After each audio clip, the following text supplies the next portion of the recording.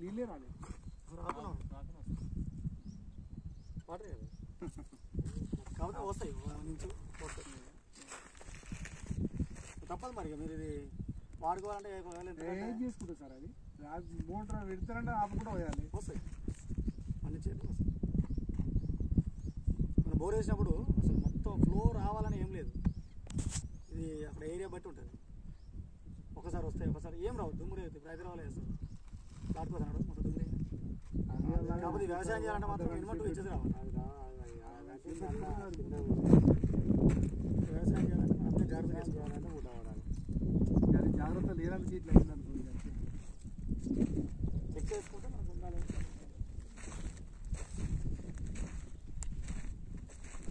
map చేస్తాం మీకు చేస్తాం